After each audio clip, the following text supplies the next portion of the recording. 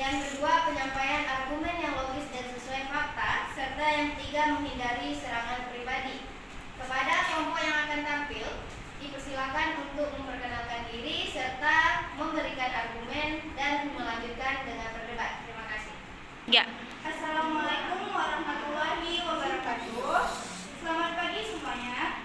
Yang terhormat Ibu Flora selaku pengawas dan Ibu Desi Andrea selaku guru bahasa Indonesia dan teman-teman sekalian yang kami sayangi, izinkan kami di sini untuk memperkenalkan diri. Saya Nanda Muktanduriana selaku pembicara pertama dari tim Pro. Saya Rizky Andalia selaku pembicara kedua dari tim Pro. Saya Zaharani Putri selaku pembicara ketiga dari tim Pro. Selanjutnya akan memperkenalkan diri tim kontra. Ya. Saya Nela Andini selaku pembicara pertama dari tim kontra. Saya Naisha Putri selaku pembicara kedua dari tim kontra. Saya Alani Sekan selaku pembicara ketiga dari tim kontra. 3. Di sini kami akan membahas mosi hukuman mati layak diterapkan untuk kejahatan berat. Argumen pertama yang akan dibacakan oleh pembicara pertama yaitu saya. Efek jerah dan pencegahan hukum mati memiliki efek jerah bagi calon pelaku kejahatan berat seperti pembunuhan berencana, terorisme, atau pemerkosaan disertai pembunuhan. Ketika hukuman mati seberat ini diterapkan, masyarakat akan berpikir dua kali sebelum melakukan tindakan keji. Selanjutnya akan dibacakan oleh pembicara kedua. Keadilan bagi korban dan keluarganya berhak mendapatkan sanksi setimpal. Bagaimana bisa seorang pembunuh hidup nyaman di penjara sementara korban kehilangan nyawa? Hukuman mati memberikan bentuk keadilan yang sepadan. Selanjutnya saya berikan kepada argumen 3. Efisiensi biaya mengatakan penjahat berat di penjara sebelum hidup justru membebani negara dengan biaya makan, pengamanan, dan fasilitas lainnya.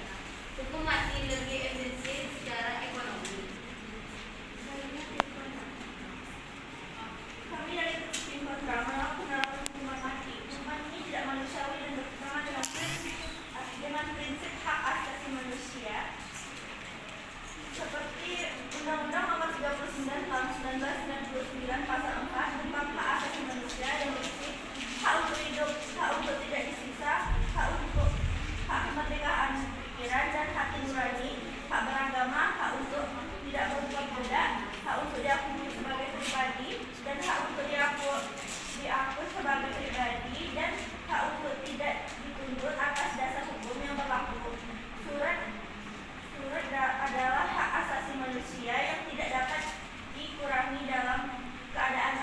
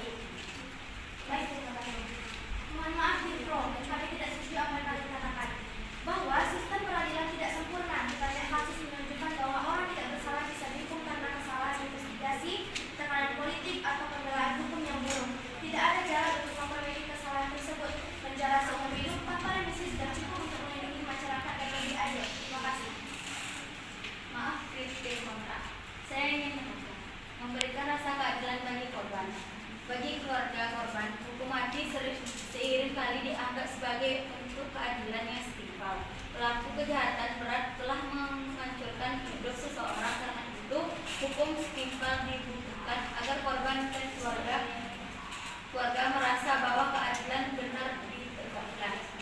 Terima kasih. Maaf, Bro, kami ingin menyangga.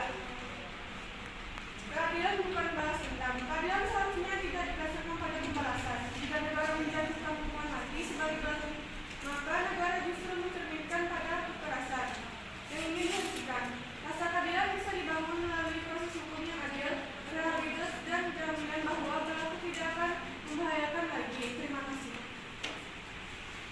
Tim Konda, jika hukuman mati dihapus, bagaimana negara dapat memberikan keadilan yang setimpal bagi korban kejahatan berat seperti pembunuhan berencana? Kami memahami bahwa keadilan bagi korban adalah hal yang sangat penting. Namun, keadilan tidak selalu harus berarti membalas dengan hukuman yang sama beratnya. Negara bisa memberikan keadilan dengan memastikan bahwa pelaku benar-benar dihukum secara tegas dan tidak membahayakan masyarakat lagi. Misalnya dengan penjara seumur hidup tanpa pembebasan masyarakat. Selain itu, sistem peradilan harus menjamin proses yang transparan, pemulihan bagi korban atau keluarga, dan rehabilitasi sosial. Keadilan bukan hanya soal pembalasan, tapi juga bagaimana negara menjaga hak asasi manusia dan memperbaiki kondisi masyarakat agar kejahatan serupa tidak terjadi lagi. Terima kasih. Apakah Anda yakin bahwa hukuman penjara seumur hidup cukup memberikan efek jerah bagi pelaku kejahatan keji?